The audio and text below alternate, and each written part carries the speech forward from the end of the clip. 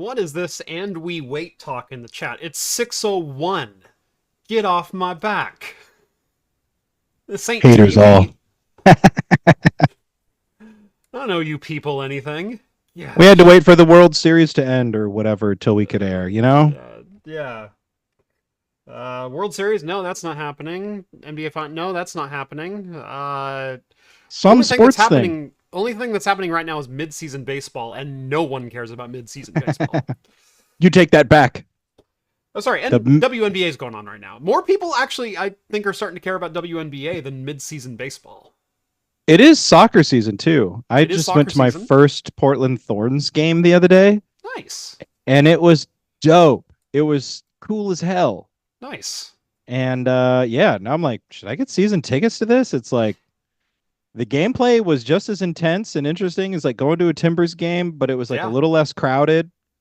Same stadium, same beer prices. Yeah. Like, let's go. Yeah, I don't mind women's soccer. Dude, it was dope. It's a good afternoon out. Oh, anyway, welcome to Talking Heads, everyone. Episode 342, your once-weekly live show for the latest in beer and tech news. I'm Jeff, and yes, I waited Rett. just for the right moment there. Thank you all so much for joining on this Wednesday night, or in podcast form over on Spotify or wherever your favorite podcasts are found. If you've never seen the show before, we talk beer, we talk tech, we talk games, pop culture, entertainment, sometimes some Star Trek. They're saying Mike is super hot. Yeah, I already lowered Rett, and I think that was the issue. So Rett should be fine now. Turn me back up.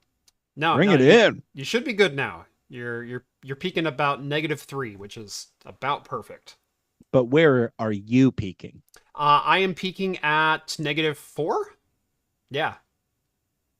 We're like spot on. If you yell, I bet you could hit -2. But yeah. We'll get there. We'll get there, yeah. I mean, there's a compressor on, so it does do some work, but... I'll beat the compressor. Yeah, that's right. Anyway, if you've never seen the show before, we talk beer, we talk tech, we talk games, pop culture, entertainment, sometimes some Star Trek. All super chats are run in the air so long as they will not permanently demonetize the channel. We do drink alcohol on the show, and if you're drinking along with us, alcoholic or not, let us know in the chat, and we'll give some early show shoutouts as we go along. Last but not least, if you'd like to take part in the super secret chat and the even more super secret after party, think about joining the Patreon. Link is down in the video description. As a bonus, you'll get exclusive access to my Discord server, where you can chat with myself, John, Rett, Steve, all the hosts from Talking Heads, and join the awesome community that hangs out over there. And we are live. Boom. Boom. So what are you eating for dinner over there? I got like a sweet, dude, my wife's gotten very good at making these, can't really hold it up, but like a Mediterranean bowl. It's like hummus and like garbanzo beans and rice and like tomatoes and cucumbers and stuff. It's really good. Refreshing on a hot day, you know? That sounds really good, yeah. My wife does an amazing taco salad. We do that all the time, and that was so good the last couple of days. Just hits different when it's hot, you know? It really does. We've got a good show for you tonight. We've got a couple of things doing with maps. We've got a couple things dealing with AI and the Lego heist of at least the Oregon century. But first, let's start out the show the right way. Rett, what are you washing your food down with tonight? Well, I got two options here. One looks a little craftier than the other.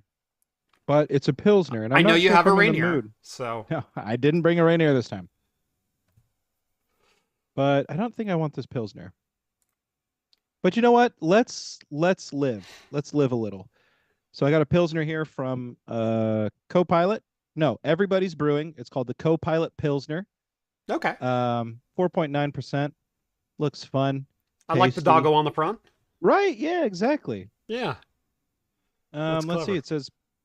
Perfect clarity, brilliantly effervescent, made with 100% Pilsner malt and traditional noble hops. So there you go. That sounds good. Let's see what it tastes like. Excellent beer for 100 degrees outside. Yeah, exactly. I'm also going a little bit lighter today. I've got from Hop Valley. This is their new seasonal release. This is Cryo Crispies. It is a 5.5% lager, but it's a juicy lager.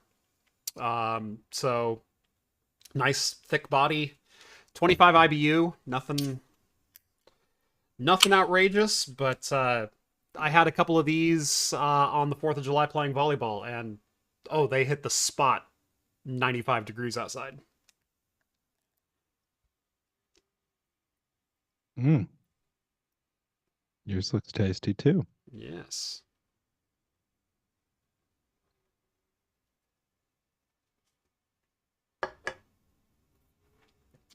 Oh, this is really good. This is a good Pilsner. Really malty. Yeah. Yeah, that's exactly what I wanted, actually. Nice. Light, malty, but good. Does it have? Is it that classic Pilsner crisp? That's Yeah. what I want to know. It is, Nice. but I've had a couple bad Pilsners recently that I'm like, Mm-hmm. no, I just wasn't in the mood for. But this is like spot on. Yeah. Nice. Reminds me of some of those like Eastern European Pilsners, you know? Mm-hmm. Oh yeah, that's still good. This is refreshing without being super dry or crisp. Like I said, it's a 5% beer, but it's actually remarkably full. I also had some Founders All Day IPA, and it was nice to go back and forth between them because you got like a 4.5%, session IPA, nice and hop forward and kind of bold flavor, and then this one super relaxing, laid back, just kind of. Oh. I didn't drive on the 4th, so. Me neither. Let's see. Star Trek Prodigy Season 2 is released on Netflix. This is happening. It is! I can't wait to watch it. Although my wife and I are still working our way through Fallout, so as soon as Fallout's done, I think Prodigy's up next. Finally getting to Fallout, huh? Yep. Nice. We're on episode 6 of 8, so we've got 3 to go. Oh, nice. Picking up. Yep. Reverend chiming in, pre-gamed with a Megalodon IPA from Ninkasi, our 10% local monster. That is a heck of a beer to pre-game with. And about to crack open a Lily IPA from Georgetown Brewing, 6.5%. That sounds like you had those backwards, but otherwise, pretty good lineup. Let's see. Who else is in there? Jeremy's got a rum and coke. Evan's got a Mountain Dew. Mountain Dew sounds good on a day like today, too. I am through and through a Dr. Pepper fan, really always have been. But if you get too warm, Dr. Pepper doesn't do it anymore. So, yeah, I will usually go for a Mountain Dew or a Sprite. Yeah, I mean, they say that like maybe they don't say this. Maybe this is my own opinion about spices, that's like a winter thing, right? Yeah. You spice your wine, you spice your food, you spice your cookies. Yeah. So Dr. Pepper's got those 23 secret spices or whatever. Is it 23? Maybe 23 flavors. Yeah. 23 flavors. Okay. Yeah. So you got those 23 flavors, you got that spiciness, you got all that. It's like that's a winter beverage if there ever was one. Yep. But they are good no matter what time of year it is. So yes. Unless it's 106 degrees out, but so you're confusing Dr. Pepper 23 flavors with KFC 7 herbs and spices. Yeah. And fun little factoid, and I love this, that the KFC Twitter account, someone discovered one day that the only things that the KFC Twitter account were following were guys named Herb and the Spice Girls.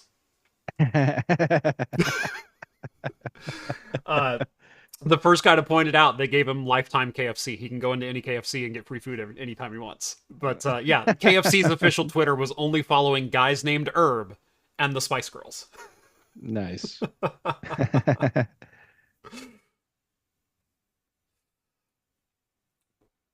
I love on-brand marketing like that. Those social media managers are doing more work than anybody in the corporate office is. Oh, totally. Oh. Hey Jeff, can I ask you a question? Any fun status updates? Let me grab my phone. Um, so Craft Computing Logistics. Uh, this is why I didn't want to be a logistics company. Axe Effect has been held up in customs for 12 days. Finally got it released. And it finally, so it was supposed to be delivered like the 24th of June. And I figured, 7 days in customs, new product, undocumented, whatever, like that. I'm used to that kind of thing. It didn't get released through customs until July 3rd. And so it spent almost 12 days in customs.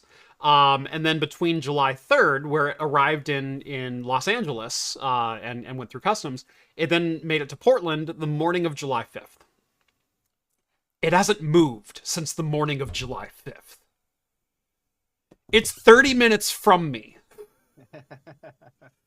And it's now July 10th. So I got on the phone this morning and I started calling up the tree, and they're like, yeah, it's sitting there, it's ready for delivery. And it doesn't even say like at the handoff. It said at the DHL delivery center. Put it on the truck and drive it to me, please. So about 1 p.m. By the way, after I got off the phone, they're like, well, we really can't do anything to expedite this. Suddenly, like 30 minutes later, I get hey, it's on the van for delivery. Totally unrelated, though. Don't totally ever unrelated. try to call us again. Yeah, totally unrelated. Nothing within their power to make that happen. Suddenly, it's out for delivery. And so I posted on Discord, anyone want to take bets on whether or not this shows up before business close? It did not. Now it's going to sit overnight in a van. Like, amazing. This is why I hate logistics people. My Not logistics brief... people. You Yeah. people, this is why I hate logistics. This is my brief career in logistics 15 years ago. Not really, but briefly. Was essentially half the people you work with just like never looking for things. Uh-huh. Like if it wasn't where it was supposed to be, then it just didn't exist. Dave's like, not here, man. Yeah. Yeah. Can you just open your eyes and look, man? Like this was the thing with like even gigantic truck like tractor trailers in the truck yards.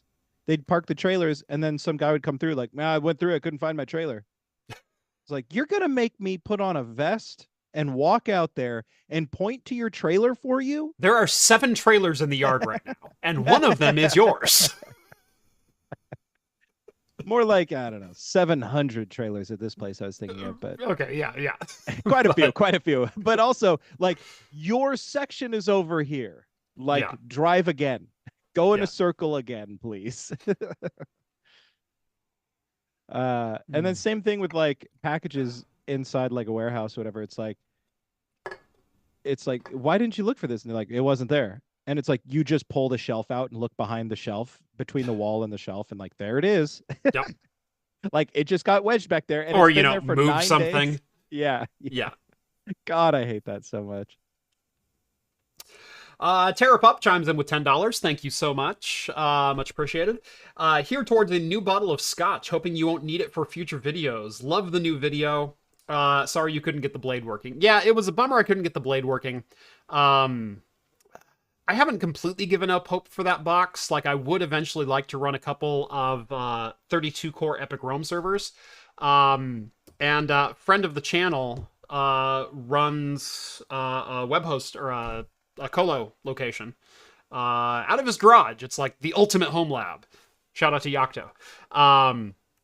If I got those running, I wanted to actually send those his way and run those as compute servers for things that I want to do offsite. Cloud host my Plex on my own personal server and have transcode and be able to run my primary VMs that I do, as well as the game hosts that I do. So I run Minecraft, Pal World, and then occasionally I'll have some other hosted servers up there as well. Have a couple of redundant boxes that I could just sling stuff up to and, make them automatically load balance and do the things that I preach here for home lab stuff, but, remotely. Um, Zach says, I can see the power spinning now. Yeah.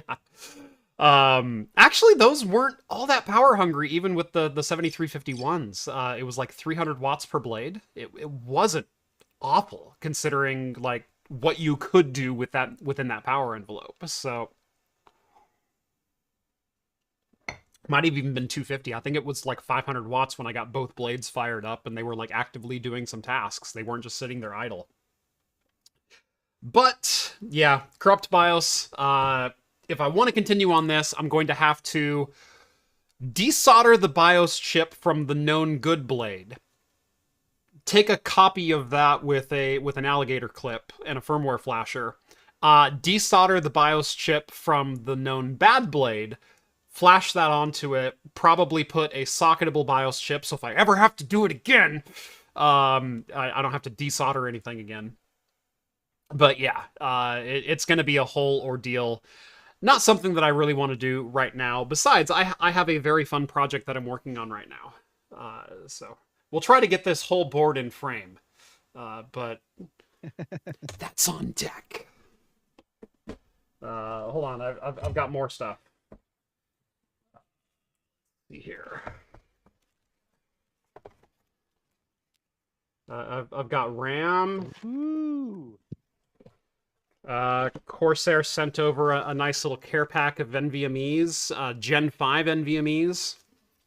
These are like 14 terabyte per second each. And then I have a Gen 5 compatible RAID card to run them on. So, oh, it's going to be fun over the next couple of days. So, yeah. Anyway. This is a good beer. This is the perfect beer for the temperature right now. Don't forget, we got that super chat, I think. Did you read that one? Say what? Super chat. Yes, yeah. No, that's what I was responding to. The scotch. Oh, scotch. Yes. That's right. Yeah. And then we were talking about the blade, of course. Yeah, then we went to the blade. Yeah, yeah. Scotch led to blade, led to the... I only read the scotch. The good Epic server that's on my table right now. Yeah. Well, that's good. There we go. Box. And I was going to say, because that's what I wanted to get the super chat out of the way so we could answer Malbeth's question here.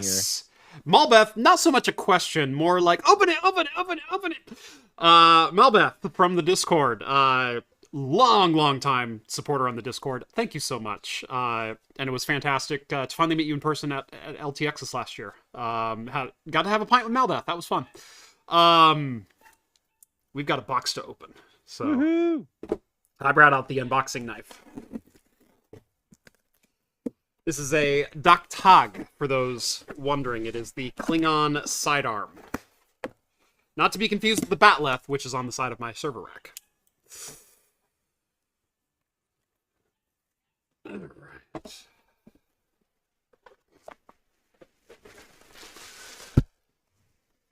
So... hold on, let me pull up the... I have a translation here for some of this. Oops, where'd my Discord go? Bring my Discord back. There it is. So Malbeth, I believe, is from Quebec, and so a lot of these beers are strictly in French. So he went ahead and made up a translation for me, and then spoiler tagged it in our private chat, so I could go back and read it. Smart. So thank you for thinking ahead. That is wonderful. What's really fun, I already found one of these beers that I've had before, and it was excellent, and I wanted to have another one, so thank you. I'll get to that one in a second. All right. There we go. So, let's open these up. Let's see. I'm going to butcher the pronunciation on some of these. How dare you? Oh no, this is... I've had this brewery before, but not this particular one. I thought this was their creme brulee beer. La Praline, I believe. I've had this brewery before, but it was they did a creme brulee inspired beer, and then they did an old fashioned inspired beer, and I had them both, and they were both wonderful. And I went, man, if I could have the creme brulee again, that'd be awesome. This is not that. This is a strong ale, a strong beer, 8.2%. It is a pastry stout. So let's see. Oh no, Beauregard. Beauregard, that's it. Beauregard La Praline.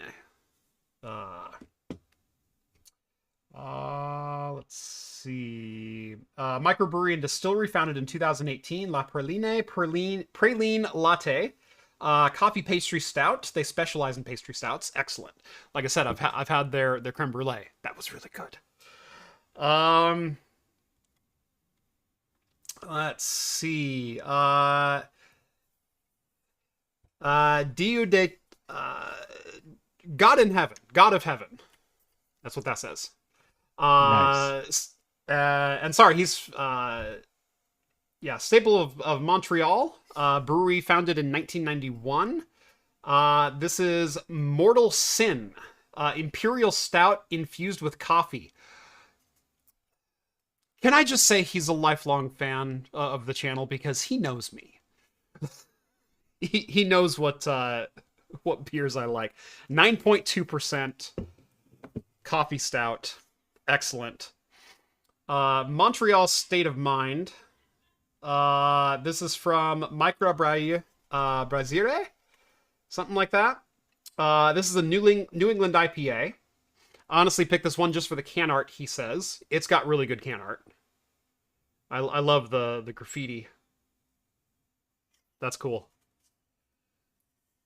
I'm assuming this is a riff on the old Billy Joel New York State of Mind, with the cityscape and the graffiti and the subway train. That's the vibe I'm getting. Scotch Ale du Nord. This is another strong beer. This is from Boreal Artisan Brews. 7.5%. They even give serving temperature recommendations, which I always appreciate. 12 degrees Celsius. I think we can accommodate that. And 18 IBU. From Pit Caribou Brewery. This one is going to be Girl from the Gasp. Number 13 Robust Porter. 6.2%. So another strong ale, but this is a dark strong ale or a porter. So I love the old Willie's Fisherman. Yeah, I like the can art on that one a lot. Yeah, that's cool. Getting like from my angle, it's like almost like old Rasputin vibes a little bit, you know? Yeah, very much so. Yeah. I mean, I know he's got the Gordon's like fisherman suit on there, but Gordon's Fisherman is what I was thinking. Gordon's Fish and Chips. Yeah. Yeah. And then another God of Heaven. This is the Peach Morte. The Peach Death. Yeah, you're correct. Morte. What can I say? I'm basically one of you Quebecies. Quebecois. There is enough English on here for me to understand Imperial Coffee Stout. So 9.5%. Oh yeah. Excellent. The peach is dead. Excellent. Thank you, good sir. Normally on Beer Mail, it's like I really hope I enjoy these. And usually people watch enough of the show. If you connect enough with me to go, I want to share with you what I enjoy, you understand what I enjoy and I get good beers. It's very rare I get a bad beer. I guarantee I'm going to enjoy every single one of these. Like, just flat out. So, thank you, good sir.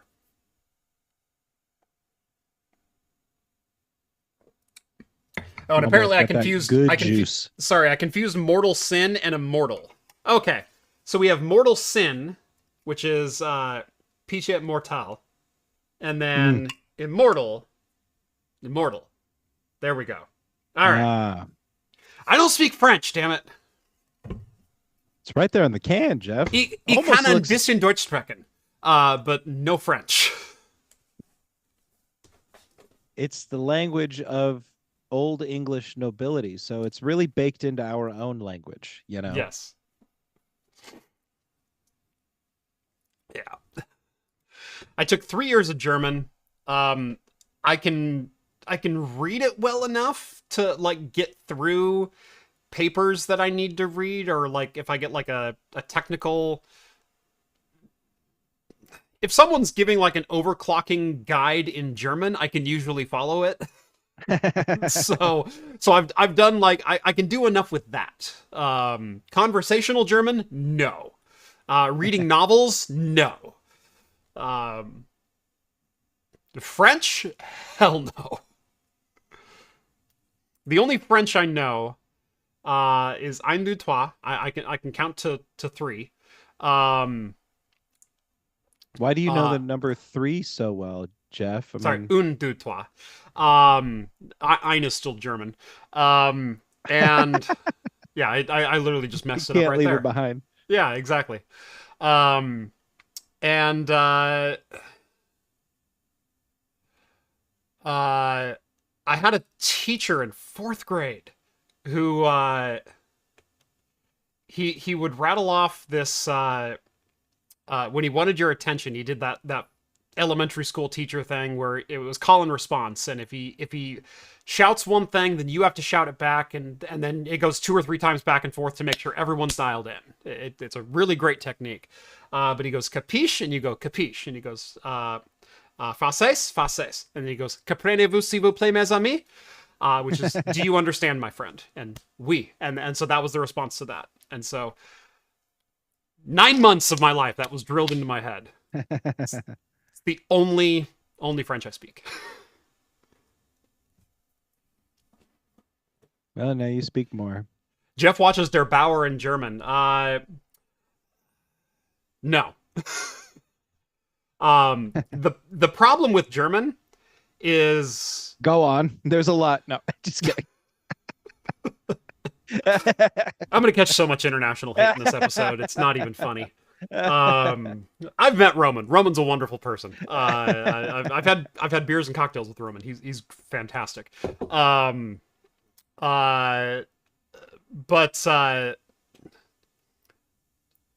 it's with some languages you get people who tend to speak very quickly, and the 2 languages I usually think of with that is here with our Latin-inspired Spanish, Mexico and South America, and German. Those are the 2 languages that I always hear people, regardless of who speaks it, just rattle it off in one ever-loving stream. And the problem is when you don't have a break between words, those who are non-native speakers can't discern one word from the other. And so that's why I have a problem with conversational German. I can read a lot of written text, and like I said, I can read through manuals and decipher enough to make my way through some things like that. Man, if you start just rattling off in your native tongue, I got nothing.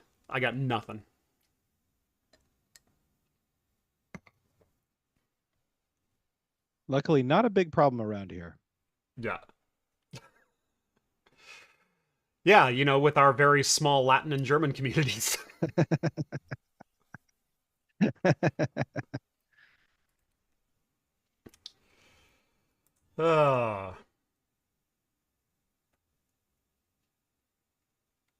Yeah, Lawrence says I'm able to read Spanish, but people are rather fast when they talk. I'm sometimes lost. Yeah, and I've lived here enough. I can understand some Spanish. I cannot speak Spanish, but I can decipher certain words, and we can find a common ground somewhere.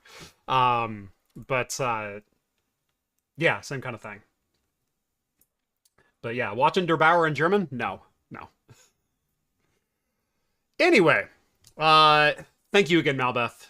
These are definitely going to be enjoyed, regardless of how little French I speak.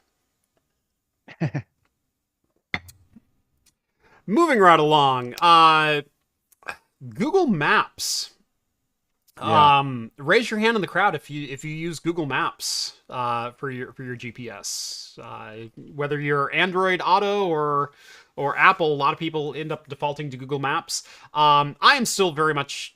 I love the crowdsource idea of Waze. I am still a Wazer. I am a Wazer through and through. I will always be on Waze. I was using Waze 2009 ish on a Palm Pilot. So very, very crowdsourced back then, where I was like the only driver in my area who had it, and the maps were awful. Anyway, Google Maps is testing out a new feature, which means a new monetization platform. And everyone is so excited for this one to roll out. In fact, some people have already seen it roll out. And I hate it. Oh, of course. Sec. Stupid Linux. Can't remember which window I wanted, and it's going to show the wrong one for 10 seconds. There we go. All right. I'm still on Linux, but that should have been easier. And it worked on Windows. In OBS. Anyway.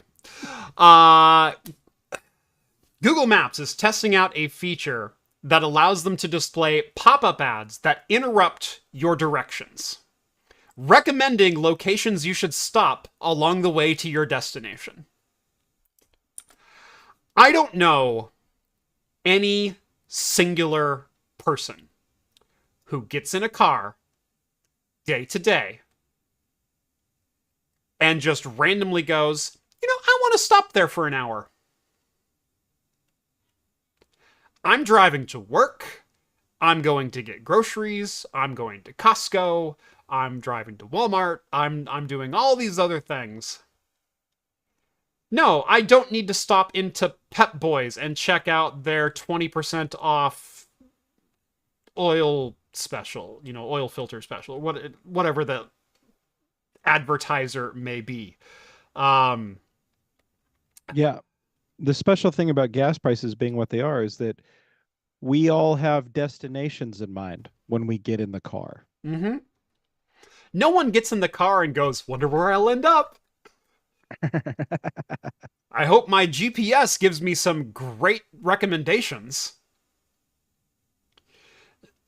This is beyond stupid. And look, ad delivery to GPS has existed and does exist on Waze. Sometimes if you're at stoplights, it'll say, hey, do you know which stores are around you? And it'll quiz you to know, do you know about the Fred Meyer that's right there? What about the gas station that's 2 blocks down, not in the direction you're heading? Like, do you know the things that are around you? And I think that is a great way to advertise and going, hey, did you know this place exists? But what Google is doing is far worse, far more dangerous, and far more insidious. This is a screenshot of that pop-up. It says, hey, Royal Farms is right next to you. Would you like to add a stop to your directions? This guy's on a highway. I don't know if anyone can see that. That dot is on a 4-clover exchange. He's on a frickin' highway. He's doing 75 right now. And this pop-up comes up to go, hey, in 2 miles, do you want to, get off the highway? I know you're driving to California right now, but do you want to get off the highway and check out Royal Farms? Boy, howdy, do I ever. Sign me up. I hate everything about this. Yeah.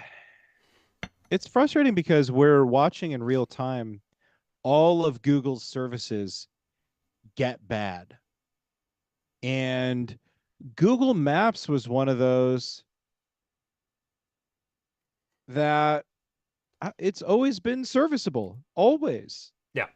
And I would say in the last 6 months, I've noticed a real breakdown of their routing, even unrelated to this new feature, or maybe it's subtly related to this feature. Maybe it's changing my routes to take me through places that advertise or whatever. But I have put in occasionally I'll get in the car to a place where I know I'm going, and I might punch in the map just to see so I can tell them in a text message, Google Maps says I'm 35 minutes away. I do it just for the traffic alerts. I'll Right. type in where I'm going just so it goes, oh, you don't want to get on that road. Right. Make sure you drive, half mile in the other direction and get on the other main road to go through because that one's all congested. And so I'll do Right. that. And yeah, for time estimates, absolutely. And what's been happening to me the last few months is that I've noticed that it's been giving me routes that I don't normally take that don't actually really make any sense. Like they make sense, they'll get me there, but it's an alternate route that I've never taken. It's an alternate route that costs me an extra 10 minutes that takes me through a much more congested area or that takes me off a freeway or that whatever. Yeah. Sorry, And there's a couple chats that I need to point out. So Skull says, why does Google keep recommending I stop at all these bottle shops? Thank you, Skull. And Oft Infinity says, stay in the left 2 lanes. Brought to you by Maps Premium. Oh, I hate everything about what you just said. Oh wow, but for sure. For sure. So I love, and it gives bad directions Ad-free to the driving non. directions. Brought to you by Netflix. And it's not even a map, it's just like a video of where you need to go. Like a dash cam video.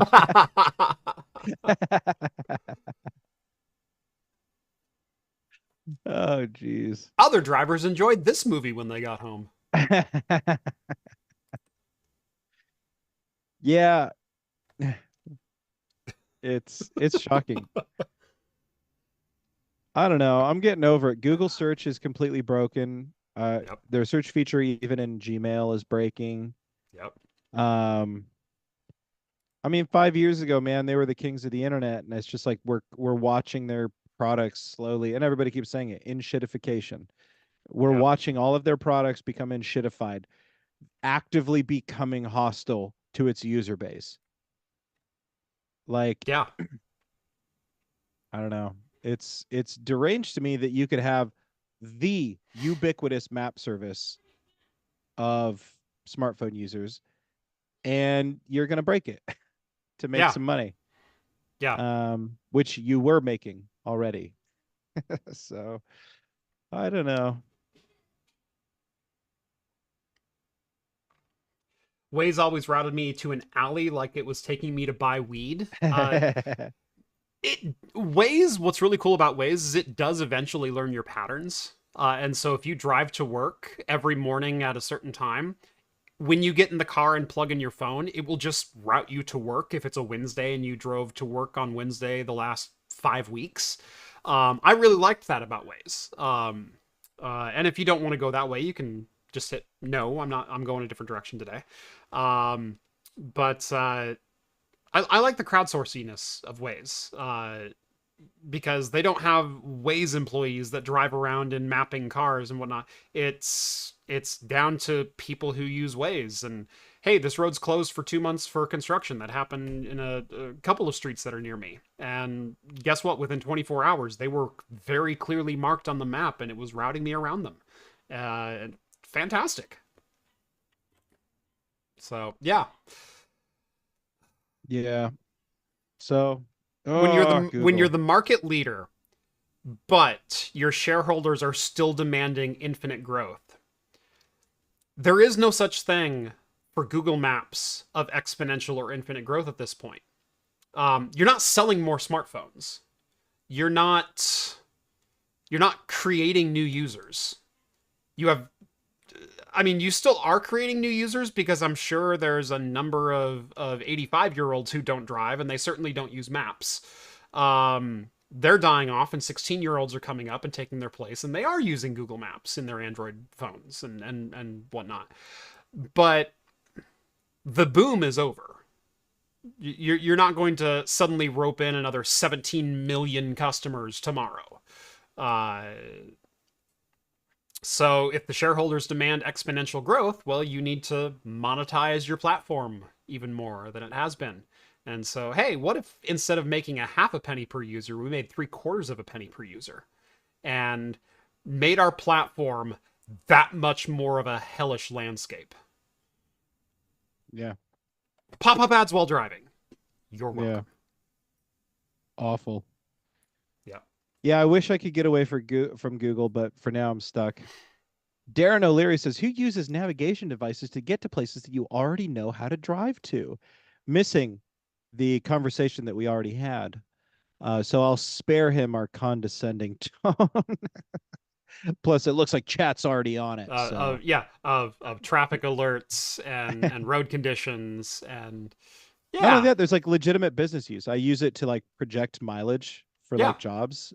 Like I use it for all sorts of stuff. Yeah, I write off mileage driving around town. I have an office here in my house, but my truck is business use only. And every trip I take to my mailbox, every trip I take to Home Depot for supplies for my laser cutter, every time I drive that vehicle, I have to be logging mileage for tax purposes. And I use ways to punch it in and then calculate how long it's going to be. And there you go. Yeah. I have a mileage log in the center console of my truck because I have to. Yeah, it's just a convenience for all sorts of things other than just getting to where you go all the time. Right. Yeah, if you think I don't know how to get around my city. Speaking around getting around your city and learning what's open and what's not, we have another map-based article. Oh, yeah, I love this. And this one comes from Texas in light of the recent Hurricane Beryl, that went through South Texas and Houston. So if you have lost power, if you have lost property, I feel for you. This story is going to slightly make light of some of that situation. Know that I am not directing it at any individual that is affected. I am directing it simply at the power companies who you probably hate as well. So that disclaimer is now out of the way. Texas and their famously fiercely independent yet reliable power grid. Surprisingly, when Hurricane Beryl went through, nearly 2 million people in the Houston area lost power this week in the midst of a record-setting heat wave across the U.S. Great timing, not only of the hurricane, but to lose power. And actually, like 3 days after it went through, 1.8 million people are still without power after 72 hours. Like it's not a great situation down there. It sucks.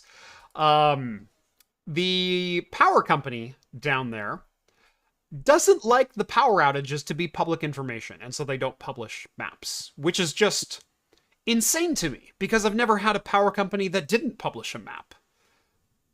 I remember going through a couple natural disasters as a child in the early 90s, and on TV they showed maps of the current power outages.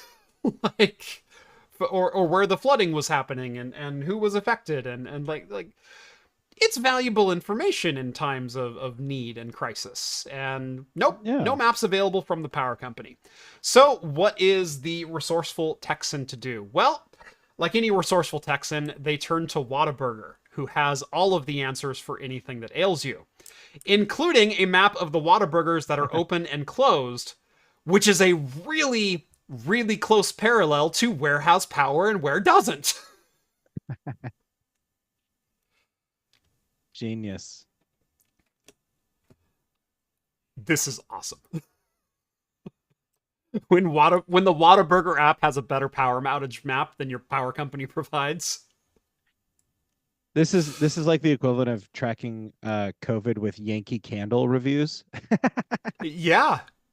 This is like that, except for power outages. This is testing earthquake propagation via Twitter. Because there's been cases. There was an earthquake in New York years and years ago, where people in Jersey got Twitter notifications about an earthquake 10 seconds before the earthquake hit them. Yeah. Yeah. Crazy.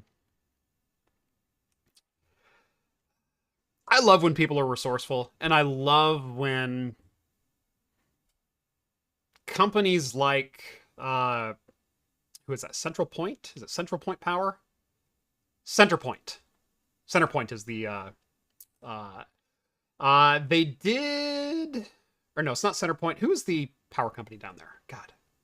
Sorry, I could be reading the story with you and for you even, but Yeah. I'm ready Anyway, to the ring you power out. company in and around Houston, Texas. They say that still more than 900,000 people are without power as of 2 p.m. on Tuesday. Yeah. Uh, It does say so Centerpoint, by the way. okay, Centerpoint, which supplies electricity to most of the Houston region, reported more than 2.2 million outages. okay, there you go. I was reading the next paragraph, which was Centerpoint's website also featured an outage map, and I'm like, no, wait, hold on. Hmm. Who is this? A third party website? Is this? I got confused. Centerpoint Power. Um, yeah. Yeah. Uh, yeah. Well, to the One. people, go Go ahead. ahead. Oh, okay. I was going to say to the powers that be in Texas, Texas is the state of individual responsibility. So if you don't know, if you want to know if power's out in your area, look outside. Yeah. Try your light switch, I guess is what they're the message that they're sending here. Um Pull up those bootstraps on your hip waders and stick your arm yeah. outside, see if the hurricane's still raining. Try flipping a light switch, see if the power's back on. Yeah, Again, it's to a the people mess. who live there, that sucks. And Yeah. I wish you better results. Rett and I, a couple years ago, people might remember, we had a record setting ice storm here Oh in yeah. Oregon. And uh, Rhett's house was out of power for, what was it, 8 days in total? Yeah, something like that. Yeah. Mine was out of power for 4 hours, but ended up flooding my basement because of the runoff from that ice storm. Um, and my sump pumps failed and couldn't keep up with the deluge of water. Um, and even though Rhett was out of power for 8 days, I got a really good respect for our local power company because driving to Rhett's house, there were like 9 power poles that were just missing. Yeah. Yeah, it was bad. There was one that lost the bottom half of it when a tree came down onto the road and took it out, and so it was hanging from the lines above it. Yeah. Yeah. And this is like a 3 mile stretch off the beaten path, and within 8 days they had 100% restored to everyone. Yeah. And yeah. Yeah, it was pretty impressive. Yeah, they it took us a couple days because like they were, we're off the beaten path a little bit, and the city Yeah. and everybody was like really focusing on the main thoroughfares. Hmm. Took them a long time. One guy went out with a long pole because there was a power line blocking his driveway. And he went out with a long pole and literally just like tent pulled up this power line Uh-huh. so that he could drive under it. And like my neighbor came by. I know it was all off, apparently, but it was like one of those things where I don't know if they turned it back on with that like that or if they finally repaired it, but Yeah. Well, you could look at the uh ground and find out. right, yeah. They and then my neighbor was like, well, because our road was completely trapped in by fallen trees and stuff. Yeah. So he went around and collected gas from people and he spent like a day and a half just chainsawing his way out of the neighborhood. Yeah. No, I And I uh I drove up to you, and yeah, I had to off road it a couple of times, like through yeah. drainage ditches and things like that to get to you. So yeah, it was That gnarly. was the day. That was the day he finished up work, and we were like, everybody in our neighborhood was like, "Well, we're all leaving." And you Yeah, literally caught us like when we were packing our bags. It was like yeah, because we'd been there for like 4 days at that point, like yeah, couldn't go anywhere. No yeah. cell service, no electricity. It was wild. It was it was 2 days because it happened on Saturday, and I came to you on Monday because I hadn't heard from you yet. Was it So okay? So yeah, yeah, Monday then. yeah. But yeah, But no, yeah, that was wild. yeah. What a weird time we're all living through. Uh, and that was right. That was 3 months after some of the worst wildfires we'd ever seen, where Yeah, it was red sky. yeah. And like Don't course, we're open your still doors because it's dangerous to walk outside. awful, Yeah. Yeah. It awful. was the end of times for like 6 months here, which is really And then bizarre. not only that, but a few months after that was when we had the heat dome. I got to 117 degrees at my That's house. right. That's right. Yeah, yeah. We went September, the worst wildfires the Northwest and particularly Oregon has ever seen. To February, a record-setting ice storm rolled through. To June, setting 3-day our all-time heat record, all-time, not daily heat record, all-time heat All record, time. 3 days in a row at Yeah, 116, 117, 117. it was amazing. Yeah, You know, though, one of the things I loved about that was how every business was just like, yeah, we're not going to be in operation. Are you kidding me? yeah, And they all closed. yeah. When was the last time you saw the gears of capitalism grind to a halt? Right. Like, And the it was, solidarity of taking yeah, care of your essential workers. We were still post COVID, and so it was there was a little bit of that, like, yeah, just go home, we're fine. yeah, Uh, Today, does that happen? probably not. Probably not. Yeah, I mean, hey, maybe next time it gets all-time heat record breaking, we'll remember. Yeah. Well, I don't have a good transition, so I'm just going to open my next beer. Um, Normally, I'm the last to get some of these seasonal releases. John and Steve usually get to them first. I happen to walk into my bottle shop at the right time. I've got Fort George's three-way IPA. Their seasonal three-way collaboration is now out. So this is a collaboration between Brewhouse Brewing, Ghost Town Brewing, and Fort George. And this is a 7% IPA. Yum. I have no more information than that. And I'll Sounds show you tasty. the can art here in a second because it's dope.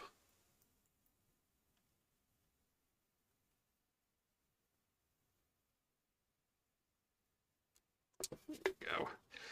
So it's a wizard, a cyclops, and what looks like a dark mage from Final Fantasy, playing Oh a double neck yeah, flying V guitar. I've got that. I've got that one in my fridge. You have to tell me how that is. Yeah, that's pretty cool. Yeah. Fort George is one of those that they have some pretty unremarkable can art, and then they have some that just go hard, like Yeah. like this one. Ooh, wow. Very, very orangey. Mandarin orange and lemon right on the nose.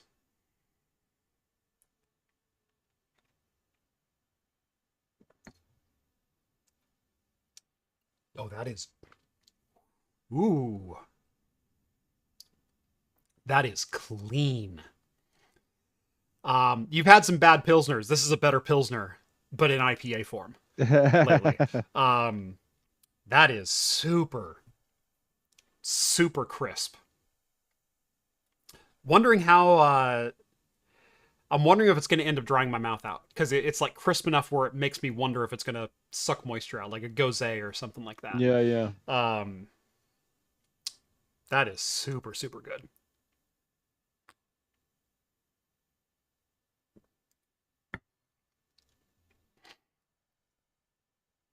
Little unexpected malt right in the middle of it too.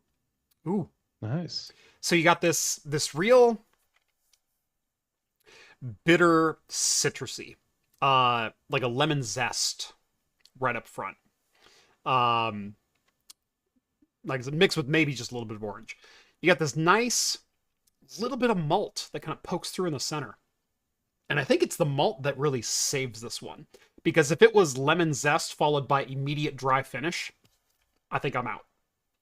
I don't think this is a good beer. But you have that malt right in the center that just kind of calms everything down. And while it is still dry, it's still very full-bodied, which is kind of a weird combination. But that's good. Or George, man. That is really good.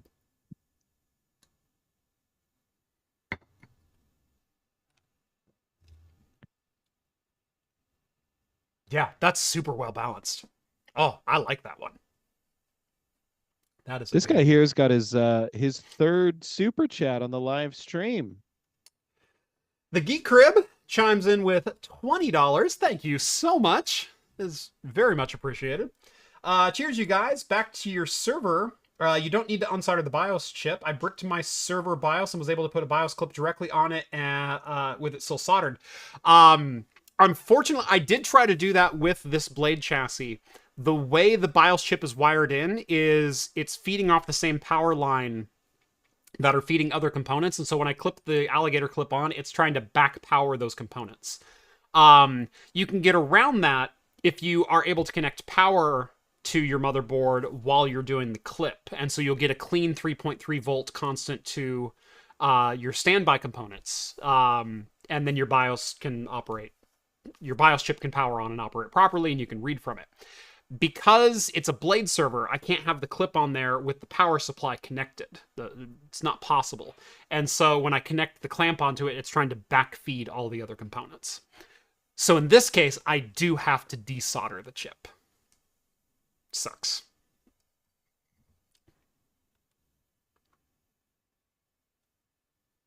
But thank you so much for the super chat.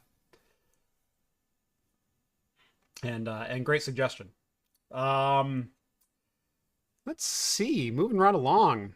Let's move on to a title story, and that is Rock You 2024.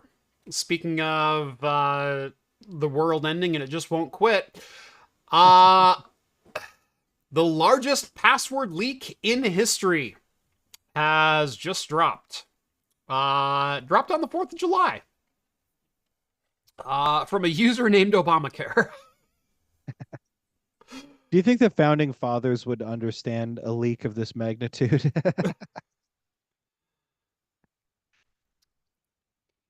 Considering there weren't 10 million people in the 13 colonies, probably not. Bring old Benjamin Franklin up to the future and show him what we've done. He's like, Yeah. wait, these are problems that you guys just invented for yourselves? Mm-hmm. Why would you do that?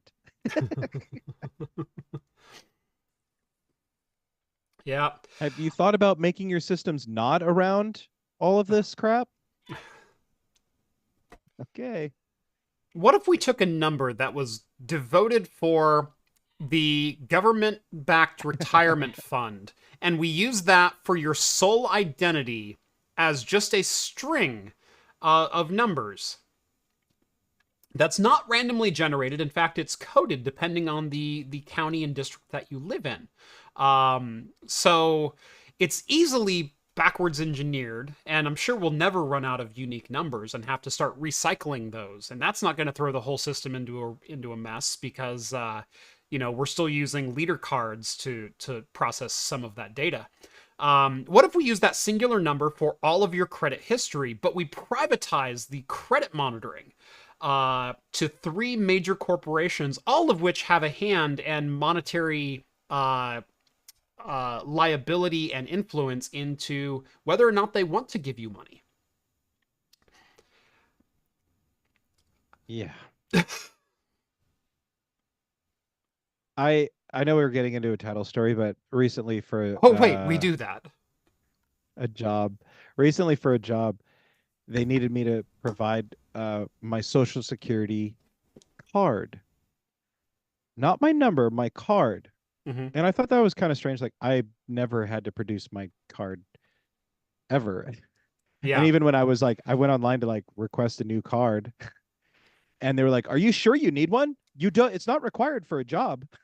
Yeah. I was like, and so I told the people, I was like, well, I was like, I have my number, I have my passport, I have my driver's license, Yeah. I have Fun like fact: my social security card, not a valid form of government ID because it doesn't have your photo on it. And if it did have your photo, it'd be a little weird because you were newborn. Right. Yeah. So like I had all of this Those stuff. are definitely not that kid's footprints.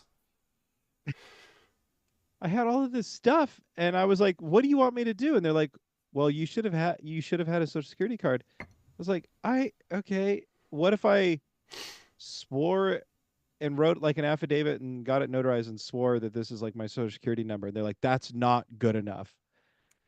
finally, they were like, okay, you know what? They said that you can send in your the first page of your tax return. Yeah, your 1040, right?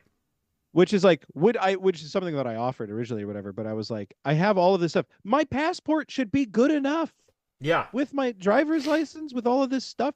You guys have my social security number on file when I freaking filed an I-9 with you. Like, like, what is the deal? Anyway, I just went through that today and I was like, I don't think I want to give you this stuff. Right. If you don't understand how identification works. Right. Well, and that's what's funny is I have a letter from the Social Security office that says like, okay, we'll issue you a new card soon. And they're like, well, do you have a letter with your Social Security number on it? And I'm like, why would they do that? Why would they give me a letter with that information on it? That's not secure. What? Yeah, they legitimately said that. I was like, I don't think that's very like security minded. I think they're trying to avoid that. Given the clients that you normally have to work with, I would run from this one, Rett. Yeah, it's too late. It is. So the bizarre thing is, Jeff, it is a federal thing. And so I'm like, can't you just talk to them? Aren't you feds? Like, yeah, isn't that weird? That's not a form of U.S. or federal ID. It's I not. I know. I think I've told this story. Tax return, so yeah, I think I've told this story before. That I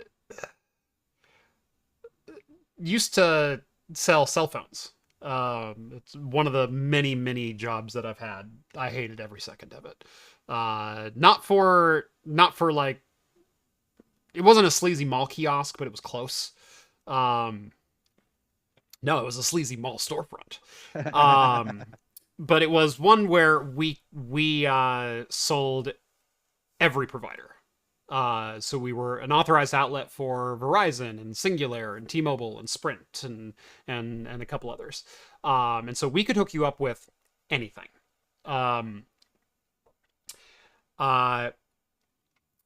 However, we were still under requirements to credit check any new contracts, 1 or 2 year agreements, depending on the carrier.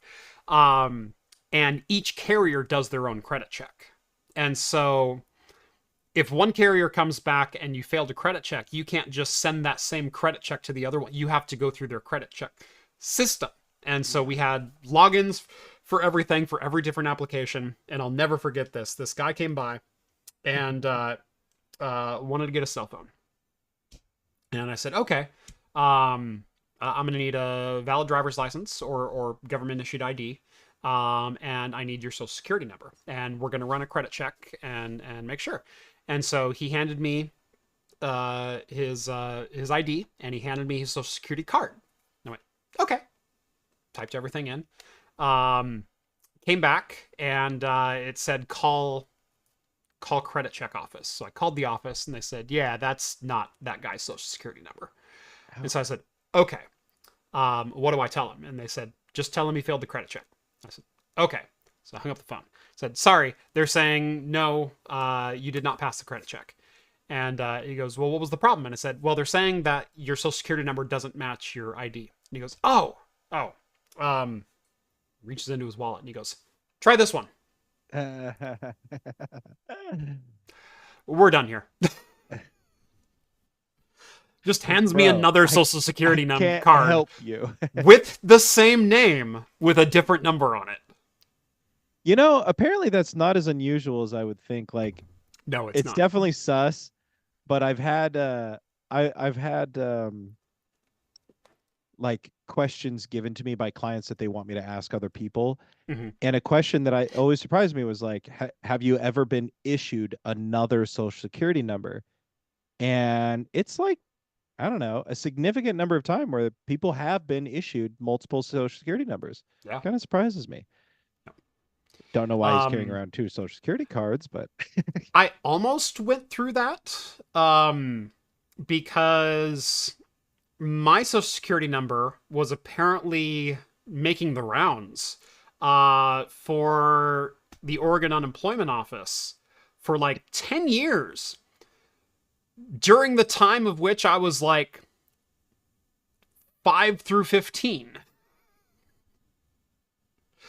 So I was trying to get a job as like a freshman in high school, and by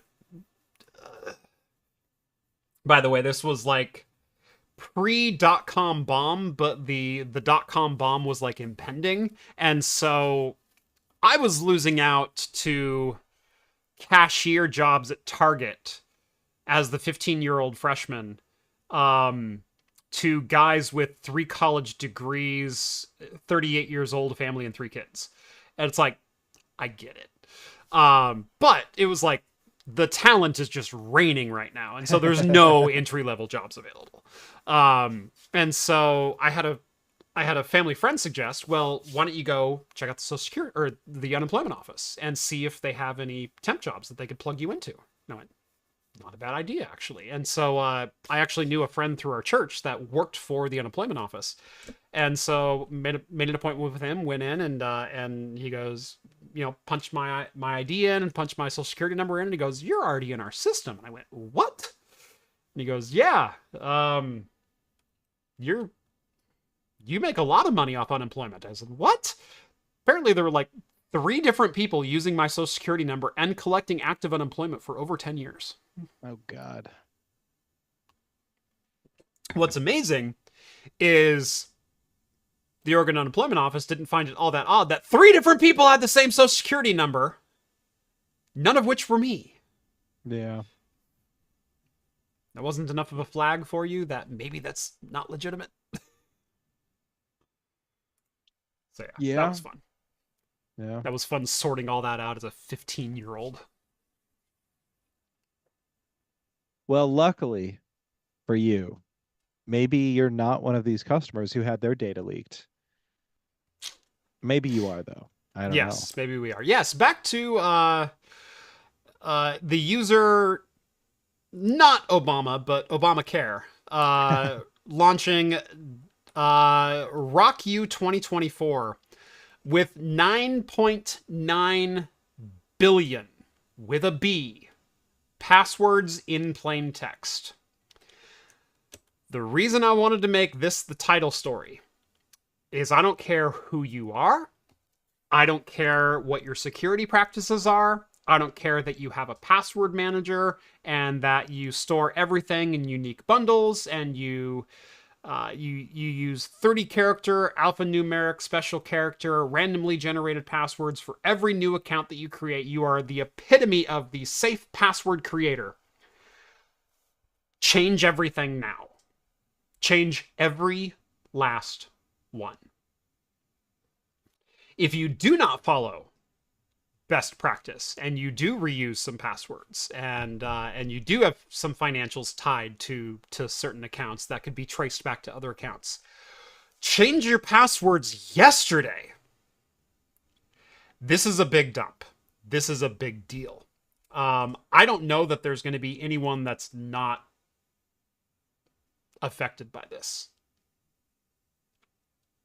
I mean, 9.8 billion passwords. The average craft computing user has how many accounts for anything at all times? I mean, no, everything from Discord to your banking information to email to Crunchyroll. Like, it's all... I don't mean to typecast.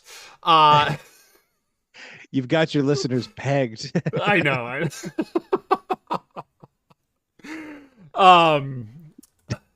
But if there's any chance of any password that you have on this list being linked to an email or financial institution or anything that even has access to your bank card, change every single password. That's what I'm doing this week. I started the process this weekend and changed a lot of my major ones, which, let me tell you, some of those are a headache and a half with 2FA and the security that I have set up on some of my stuff. But change every password. It's going to be a bitch. It's going to suck. You're not going to like the 8 hours that you have to spend going through your password list and making sure you got every one. But I'm begging you, if you get nothing else out of tonight's show, this week, you have to change every password for every online account you've ever set up. Every single one.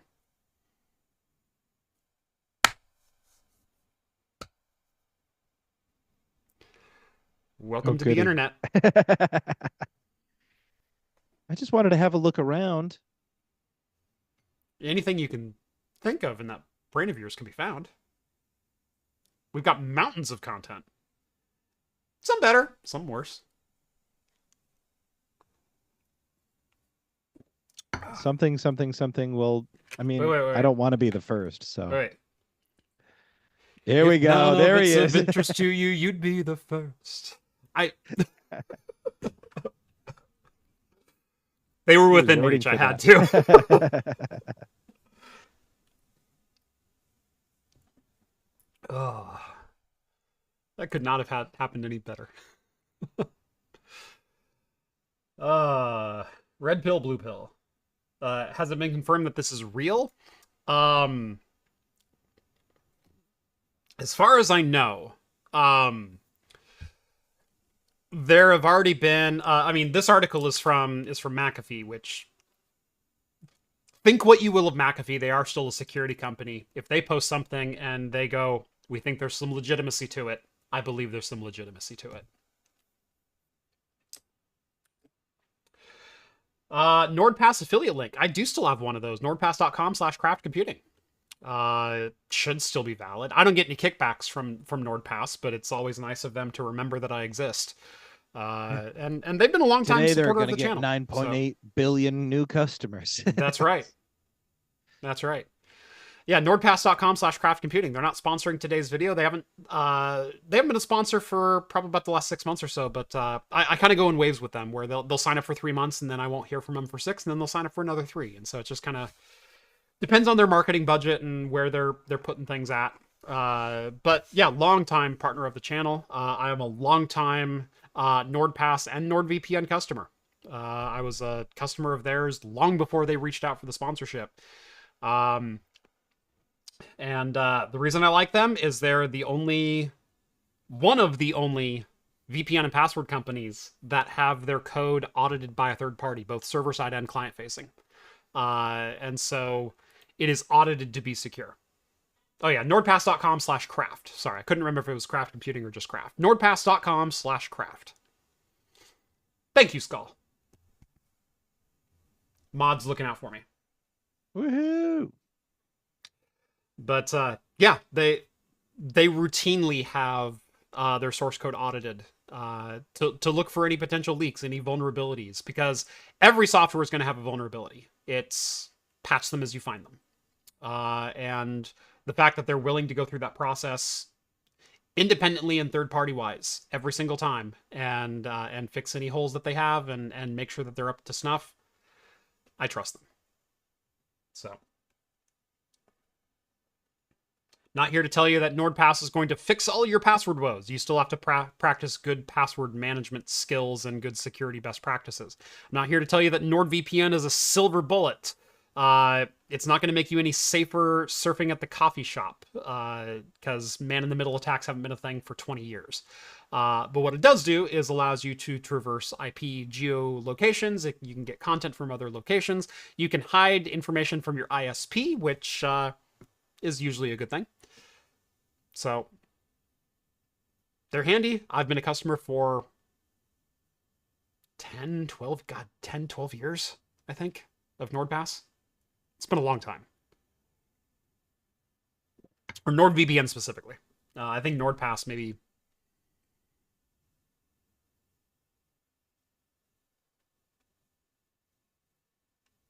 maybe 6 or 7 years?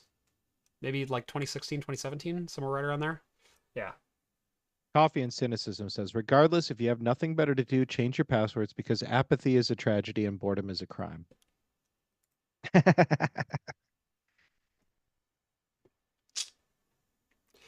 That is solid sound advice, and I have no idea where you plucked such eloquent words from.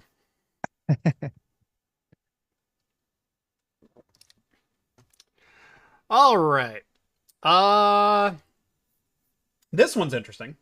Apple and Microsoft have both dropped plans to join the OpenAI board of directors as scrutiny over Huh. antitrust concerns grow. Weird. By the way, Elmo, thank you for the $2 super chat. I read your comment and talked about it, but I didn't acknowledge the super chat. I do appreciate the super chat. Thank you, sir. Yeah.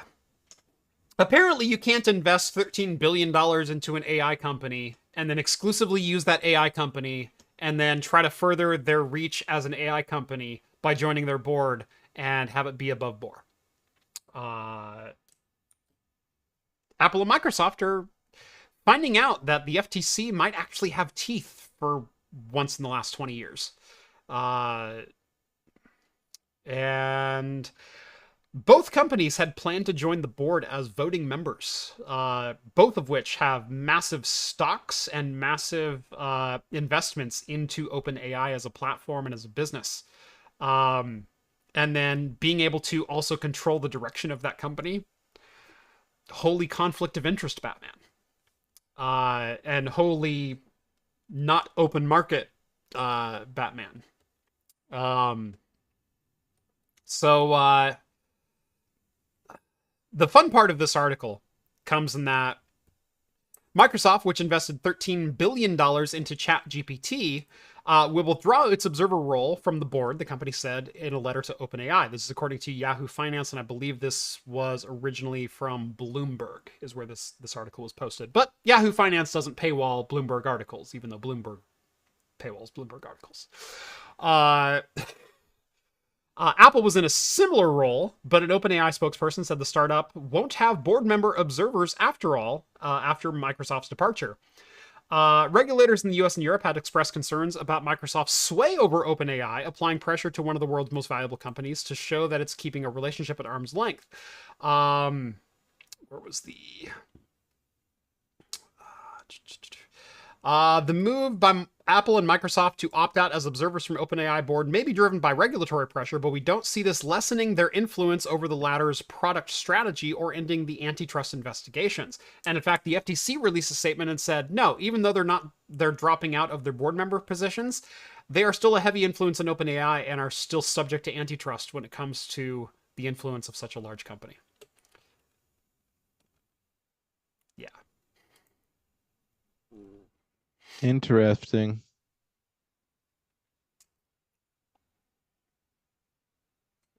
But the reason I bring this up is that ties neatly, very neatly, into our second story about AI. Hold on.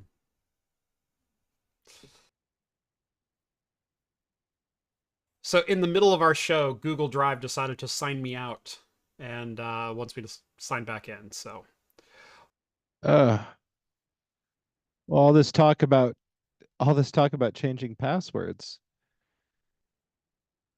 It's like, here, let us help you.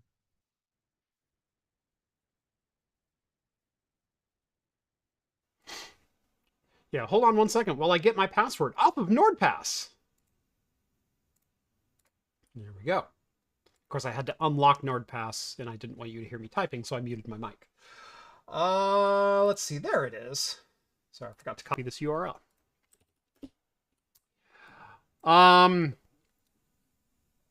So finally, an industry analyst is saying the quiet part out loud, and it's the quiet part that I've been saying for what feels like the last 8 months.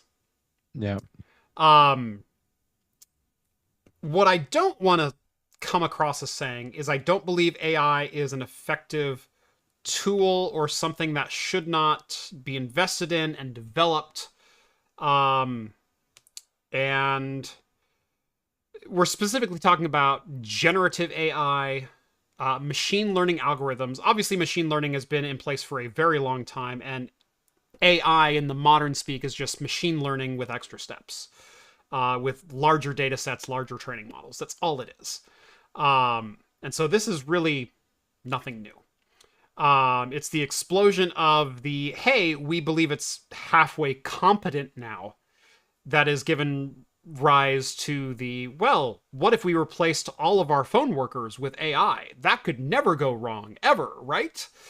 Um, well, according to James Ferguson, founding partner of UK-based macroeconomic research firm MacroStrategy Partnership, he fears that AI is essentially useless in its current form.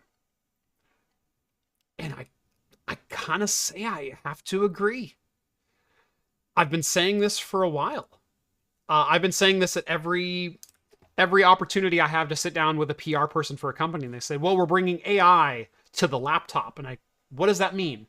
Well, Copilot is coming to the laptop. Didn't you know? And our processors support Copilot. Oh, cool. So your processors support the same machine learning that's been in place on every processor and every graphics card for the last 10 years. Well, no, but we're bringing AI. Okay, but what does that mean? Well, we have Copilot. Okay, well, what is Copilot? Well, you can ask it questions and it answers. Oh, it's Siri. But it's local hosted. No, that's the fun thing. It's still cloud hosted. Yeah. Yeah.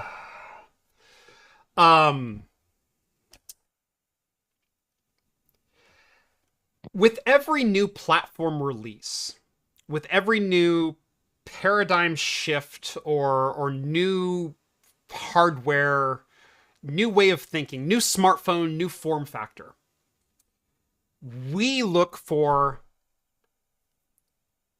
what is the defining app? What is the defining use case for said platform?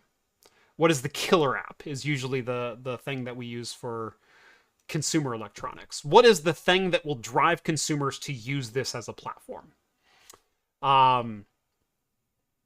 With VR, we had a number of amazing immersive experiences with the Lab and Arizona Sunshine and Half-Life Alyx. As it turns out, Beat Saber, killer app. With smartphones, when smartphones started, you could text them with a full keyboard. You text people with a full keyboard. You could write emails and receive emails. You could surf the real web in an awful Safari browser experience. What was the killer app? Turns out it was Angry Birds. Yeah. So every new platform, every paradigm shift, every new way of using something that you've used before or maybe haven't used before needs an app that is a must use. And AI, as it exists today, doesn't have that application. And it's not for lack of trying. I don't think that they're going to come up with one. I mean, it's funny because somebody in chat was saying, well, I use it all the time and it answers my fairly complex Excel questions. And I'm like, you should double check that data, bro. Ask it basic questions and it's going to produce errors. Like just the other day, I was trying to get it to create anagrams of words. And it inserted letters that wasn't even in the word that I said make anagrams about. Yeah. Or it added extra characters. It's like if I needed to make an anagram of a 5-letter word, it would create a 6-letter anagram. Or like it's just bonkers. Or it would use multiple letters like more than once. Yeah. If it was only in there once. Ask it for certain dates. It always gets dates wrong. Gets You're using dates it for wrong. Excel. It gets dates and specific numbers wrong. I've noticed a lot. It's bonkers. And then people are like, yeah, I use it for Excel all the time. I'm like, for how much data? Mm-hmm. Because you should go back through and check some of that, bro. Like, yeah. And this is the thing, man. We see this time and time again with the internet and with tech in general. If there is a way for this to be used, like, it's going to be used right away by gamers, by porn enthusiasts, by video by Hey, content porn creators. connoisseurs, okay? What did I say? You said enthusiasts. That's even grosser for some reason. Enthusiast is just like disgusting. Oh my God.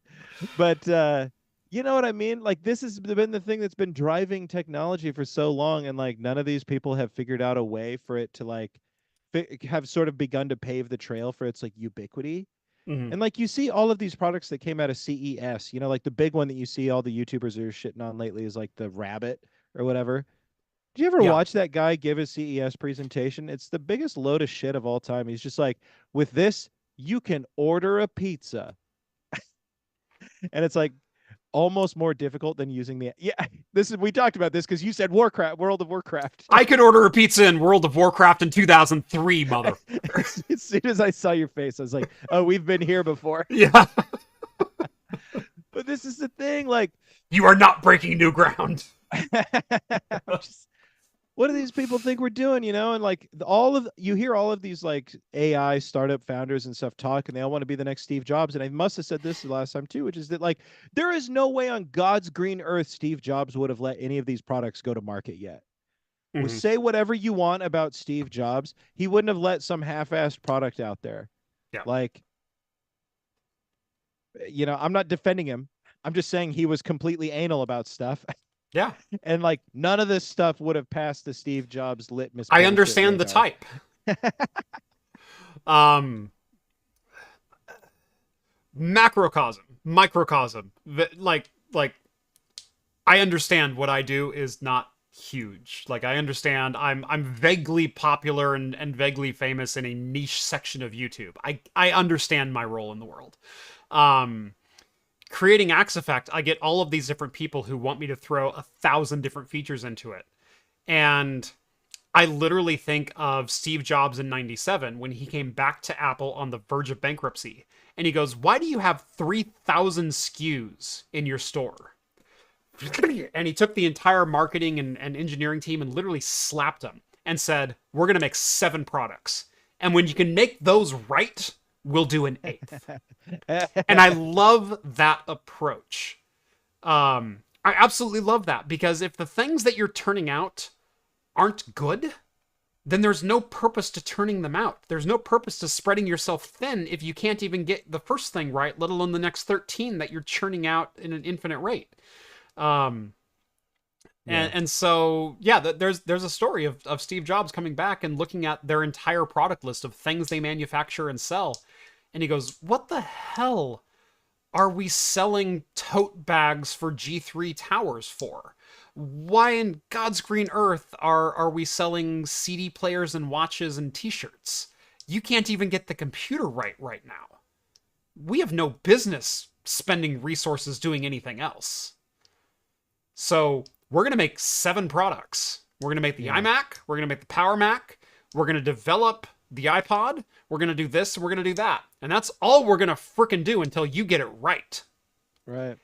And that's what I'm doing with Axe Effect. It's like, what goal is it designed to, or what purpose is it designed to fill? And it is an inexpensive yet very accurate temperature sensor designed for rack mount enclosures. That's what it's designed for. I've already heard a million different suggestions on, "I'd love to use it here." You can use it here. I'm not going to cater features specifically for that, at least not right now. I want the Yeah. features that I'm deploying for my use case to be rock solid. Yeah. And we'll get to those other things maybe later. Yeah. Yeah, man. I mean, that's the way to do it. You got to focus on what you can make, and um I'm just not sure what all these AI guys. It really, to me, it feels like NFTs with more traction. It's like they've gotten more corporate interest. It's like NFTs, but like the average man can like engage with it via some web portal and like ask it silly questions or make it draw pictures of boobs and like I think it's deeper and than that. I think it's deeper than that. I think this is the promise of CEOs replacing essential workers to do the yeah, tasks, the menial tasks that we pay people to do. It's they're given the promise of, you won't need to pay people to write your rudimentary code or your network infrastructure anymore. That can all be AI generated, and you can Yeah. just deploy switches in mass and scale infinitely. And it's all done with AI. Um,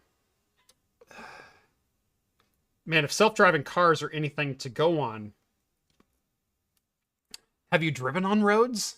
Do you know Yeah. how many variables there are on the average residential street? Yeah. Yeah. I mean, what's the irony of it is that they don't really understand that AIs would make a far better replacement for CEOs. Like, replace your CEO with an AI and you'd probably have a more successful company than you do. But you're not going to be able to replace I don't anybody, I don't know, whatever. It's just a lot. They want to replace everybody with it, and it's like yeah. Just another instance of the bean counters pushing the conversation, leading the conversation. And yeah, at this moment, again, just like NFTs, it's what can we slap AI on everything, generate as much interest as possible to get our share price up so that Yep. eventually we can just have a golden parachute and escape out the back Yep. door. And everyone's Mm-hmm. going to be like, remember when we were supposed to all have like AI assistants that could order us pizzas? Yeah, 12-inch cheese pizzas like the CEO of the Rabbit Company? I mean, I saw that Apple presentation for Siri in 2011.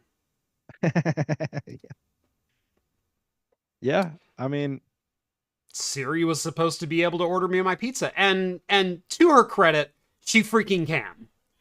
Um, but do you understand the back end that goes into that, and that you still need to preset what you want to order in the future? No one does that. I don't know what pizza I'm going to want next Thursday. I don't even know what I'm having for dinner tonight. I'm not going to preset my pizza selection and have Siri order it on command. No, I'm going to open the Domino's app, which is a thing, and I'm going to pick my pizza out like a damn man. yeah, you know, gone are the days of the telephone order. I'm going to use my touchscreen device like a man. I'm going Yeah, to stare down my topping options like a man. like a man. Yeah. I'm going to try a handful of generic coupon codes like a man. Rabbit can't do that. What a I'm joke. gonna watch 10 straight videos of Jordan. What is it? Jordan Howell, the fast food whisperer. I'm gonna get all of his secrets, and then I'm gonna put in every one of those coupon codes. Get in closer.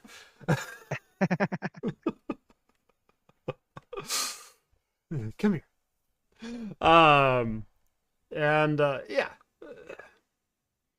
Classic. AI can't order a pizza accurately. I don't expect it to be able to drive me down the road, and I certainly don't expect it to replace the average 8-hour worker. Yeah. Somebody said they could have poisoned or tricked Steve Jobs into a bad diet. Yeah, that is true. He read a book once, and so he's like, you know what I'll do? I'll just eat carrots to cure my cancer. So Yeah. AI would have ended him a lot sooner. Hey Siri, how do I cure pancreatic cancer? Well, this just in. There's this cure-all. It's called arsenic. And well, Make sure you go all vegan and don't visit your doctor until your symptoms are literally killing debilitating. you. Watch it goes, actually, Steve Jobs, you should just listen to all the women in your life. And he's like, well, never mind. I guess it doesn't know what I should do. Yeah. Not lost cause then.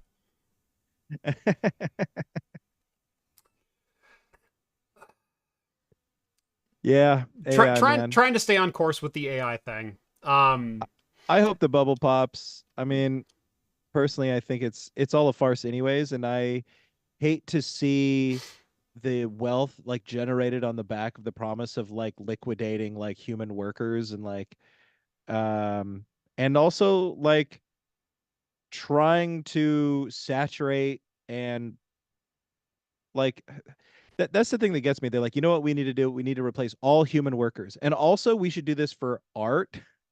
Like we need to make all sure every single picture doesn't look like a human being touched it. All music should be AI generated. I mean, I know Kurt Cobain's been dead, but we can listen to this song that, by the way, doesn't sound like a Nirvana song at all.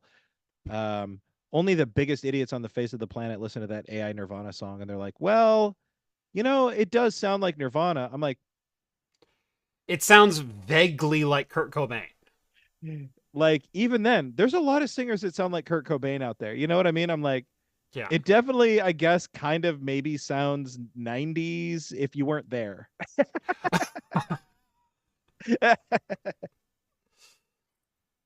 you know? Yeah. I wish I could remember the name of that damn song, but uh anyway, they're like, let's replace all of the joys of life with AI and then also make everybody starve. Oh God, Okay. what is that song? 2002. I don't know that Uh, one. it tries to do a mashup of Britney Spears and Backstreet Boys and um yeah, it's a pop song and it's like trying to do a mashup and it's like that is totally not the style of the 90s. Like Right. um it, it's late 2010s pop uh with the lyrics put in the right order. And that's really what it's meant to be. It's meant to be a nostalgia trip of look how far we've come. And do you remember, when we were back then and dancing on the hood of the car and things like that? Which who dances on the hood of a car? Like, good lord. Hey, speak for yourself. Yeah. I remember what it was like in 2002. Right. Yeah. Uh, do you? Of course I do. We were Okay. still Okay. reeling from 9/11. Yes. The war on terror was just starting. Yeah. I couldn't walk through an airport anymore. Yeah, me neither. And Yeah. the other things too that Yes. happened. Yeah. But no, that song is what I think of when I think of that Nirvana AI song is it has the words right, but the vocals are wrong and the beat is wrong and it's not the right song. It's not Yeah. it's yeah. So anyway, good riddance. Hopefully this guy's right. Personally, that's how I feel. Yeah. But whatever. There's some really cool work being done with AI with Sure. with in the medical industry with genome splicing and virus create or antivirus creation and things like that. Antibiotic, yeah. Antibiotics, yeah. And so it's like it's not to poo poo the entire thing. No, It's but just like the you said, 90% they're trying to make consumer focused, and right. consumer focused, it's not there. And like you said, AI has been around before. We just called it deep learning. All of these things were happening with deep learning algorithms, and they'll Yep. continue to happen Yep. as it gets more advanced. That's great. But CUDA hasn't changed. yeah, it's just that yeah, everything else, having your own AI assistant, jamming AI into every single feature, every single platform, every single device, it's stupid. Yeah. Nobody's excited about it. No. No one's excited about it. There are some forefronts in gaming if we look at, I mean, that's how we get DLSS and FSR is through AI machine algorithms to automatically Perfect. upscale. And while those are certainly valid, it doesn't take the resources that are being sold to companies right now on the promise of replacing their workers. And that's what No. AI is. AI is being sold on the promise of being able to replace your least valuable workers. The Yeah. workers that we don't want to pay health insurance to those people. Yeah. Well, tell you what, have no one answer your phones now. Let's just give it over to an AI assistant. And Well, and the big thing in this article too that we didn't touch on at all is that this Ferguson guy, he says that like part of the promise with slapping AI on everything is that you're going to continue to like generate more profit. All you have to do is keep forking over from these items that are getting more and more expensive. But the part that they're leaving out is that these items that are more and more expensive are draining more and more electricity. And so you're yep. all of a sudden you're paying like quadruple what you thought you were going to be paying. And like the Yeah. cost is only going to grow. I've talked to some people who are doing data center rollouts, and the energy density per square foot in data centers has been doubling, if not tripling, in some circumstances for predicted and planned rollouts. Like it's ridiculous. Yeah. Yeah. It's nuts. And I will say, if we could replace every telephone operator with a Matt Berry AI assistant, I would be on board. Well, hello. Yeah. Thank you for calling NVIDIA. The most dashing telephone operator in New York. That's my Matt Berry. Anyway. Yeah. Oh my goodness, that sounds awful. I'm not going to kill you. I'm going to harvest your organs. Oh, yeah, I forgot about his appearance in that. I do think that if something answered the phone all the time, rather than telling you that, like, we're experiencing, longer wait times due to higher call volume than average, I'm like, I'm sorry. Your average, this is so skewed. This has been going on for a year. There's no way this is average anymore. It's the average wait time that people are willing to endure, which means we have the right number of employees right now to handle the average frustration of our consumer base. And if voice recognition was like strong enough that I could interact with an AI assistant like that to navigate like a touch tone system instead, like to navigate with, like, I would like that, because navigating all those things just makes me want to rip my hair out. It's like, I think that most companies operate on the principle that they'd rather not have any call make it to a person. Yes, like, if you can just get, you are correct. I had one company that I'm 90% sure that their touch tone system led in a circle and never got you to a place. And so like, you'd be calling and I'm like pressing buttons, like trying to get around, and I'm like entering stuff. What are you laughing at? I suggested Matt Berry, and Cole says, nah, Gilbert Gottfried. Hello, and thank you for calling NVIDIA. We can't come to the phone right now. Please leave a message. Don LaFontaine? Yes. In a world where you called the tech support helpline, this summer we may answer your call.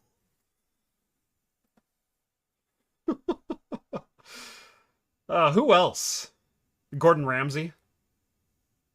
No, that's just What Are You, an Idiot Sandwich. Like that one answers itself.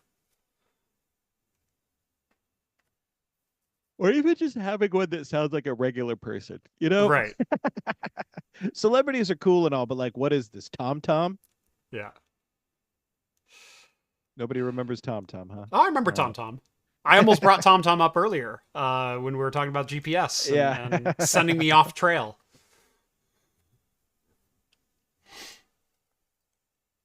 I remember watching ye old, I don't know, G4, and they were like, here's how you get Darth Vader to be your TomTom voice. I was like, yes, nice. This will come in handy when I have a TomTom and a car.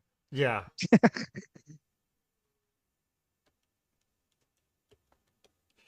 John DiMaggio. Oh yeah, I could go for a Bender AI assistant. Hey, thanks for calling Bender, the lovable rascal. I'd take Jake the dog first, Jake the it's dog. gonna be much more friendly. It's the same damn voice. Yeah, but one is like the friendly stoner who just wants to eat a sandwich and vibe out. The other's the drunk who just wants alcoholic. to. Yeah. Yeah, the other's just drunk who just wants to vibe out. Yeah, no, he doesn't. They're the same character. Out. He doesn't want to vibe out. They're two sides of the same coin. He's a little bit more uptight. Maurice LaMarche impersonating Orson Welles. Ooh, that's a good one. Shut up, baby. I know it. Stephen Fry. I could go for a Stephen Fry.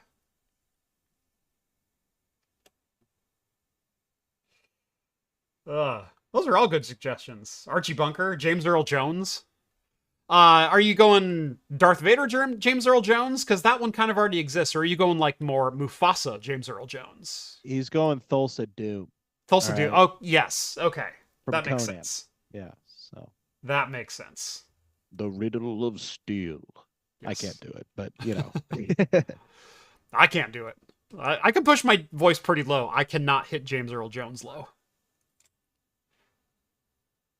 Stephen Colbert, that'd be a good one. Actually, I kind of want John Oliver. There you go. That would be a good one. What are you doing? Take a right here, you buffoon. Do you want to ride the Bone Train?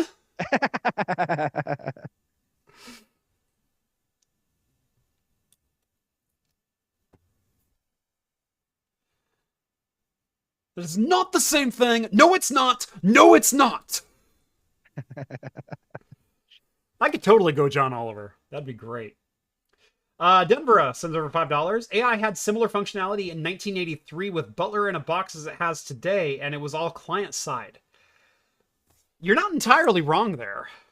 My in-laws lived in a house at one point that had an intercom system, and I've seen the touchscreen interface that was. So they had like a whole home intercom.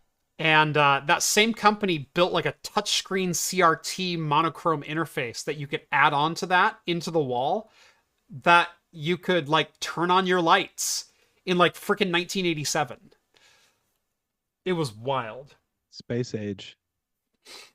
Kevin Conroy, that'd be fun. I am vengeance. I am the night. Thank you for calling NVIDIA. Howard Cosell. Alan Tudyk is a tricky one. Because which Alan Tudyk? Because Alan Tudyk voices so many characters you would never think he would voice. Alan Tudyk is both K2SO in Star Wars Rogue One and Hey Hey in Moana. He's got range. It has to be his like King Candy voice or whatever. Yeah. Oh, hey everybody. Whatever he does. John Madden.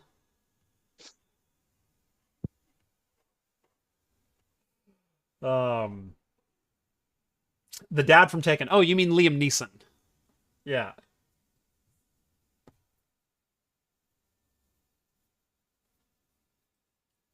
Yeah, I'd go with Hey Hey. I would go with Hey Hey as well. I'd much rather answer have the phone picked up and it's Hey Hey on the other end than K2SO. Although the snark of K2SO was chef's kiss so good. Do you want to know the probability that she'll betray us? It's high. Very high.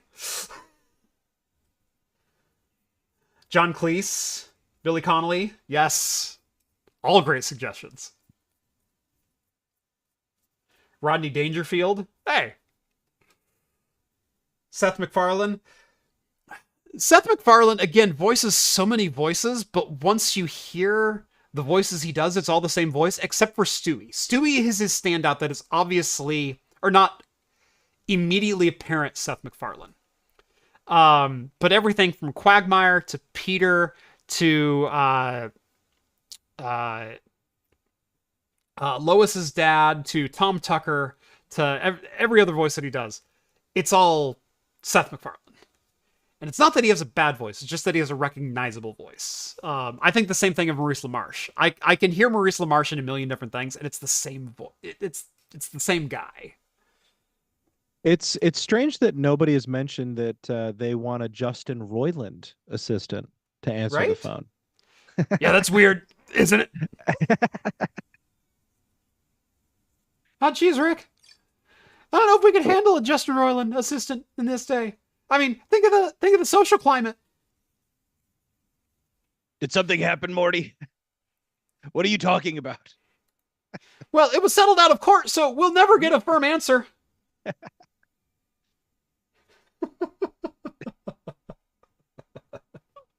For the record, we're kidding. Allegedly.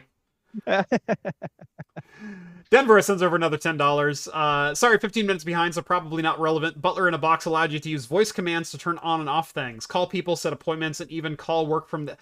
Butler in a box. No, LGR did something different. LGR did a voice command system for a Windows 95 PC that was a parallel interface that had a very similar thing. There were a number of smart home way before their time devices in the late 80s, early 90s. I mean, we had everything from, like I said, touch screens in walls to turn on and off lights and raise and lower your in-window blinds to, if it could turn on a device, we were amazed. You know, back in the 1700s, America's third president, Thomas Jefferson, and renowned slave owner, wanted to build his house, which is like renowned architecturally. It's Monticello. Wanted to build it to be fully automated, and so he did. But that just meant that it had all these crawl spaces in the walls for slaves to go between and do all of this like automation. Yeah. Yeah. World's first smart home. Yeah. Thanks, Thomas Jefferson. Yeah. Then there's back to the Family Guy joke where he's taking a family portrait and he goes, no, let's get all the kids in here. And 40 slaves come out of the... Yeah. Oh, Family Guy. That's so awful. Yeah. David Attenborough, that could be fun. Hulk Hogan. Someone suggested Majel Barrett. Majel Barrett should absolutely be the voice that answers every phone call. Fun fact, they do have a phonetical recording of Majel Barrett's voice. Paramount owns the rights to it. And so we may eventually get a Majel Barrett computer in the voice of the computer from Star Trek. That would be incredible. But she phonetically recorded her voice before she died, specifically for voice synthesis. So it's out there, but it's going to be expensive. And it's going to be on Paramount's terms, not ours. Yeah. Richard Ayoade as Zero in Mandalorian would be comical. That'd be pretty fun. Jeff Dunham, but Peanuts voice. Ha ha ha ha. That'd be another good one. I think I would be annoyed answering the phone. And they're like, let us placate you with this capitalism here. Right. I'd be like, just answer the phone. Just put Susie on the phone. Let me yell at her. Okay. Pay her a wage. Now transferring to Susie. Hello. I have heard you are having issues. How can I help you today? Well, listen here, Susie. What was that sound you just made?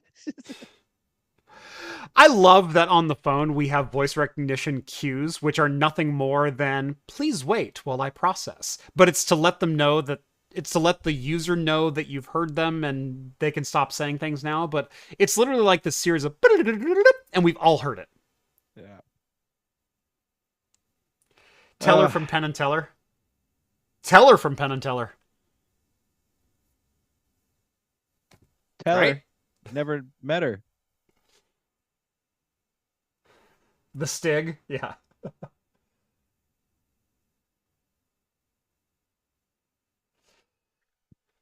Mechanical Turk. All of that would be really interesting. You know, it would be. I'd be upset by it, but I'm glad it is fun to imagine. Yes. Now, imagine, though, if you're in a store and you are witnessing a crime happening and you think to yourself, well, this isn't a minor crime. This isn't somebody trying to get bread or milk for their kids. This is somebody who is ruining this hobby for the rest of us. I need to do something about this. And instead of getting a person on the phone, you get Harry Potter.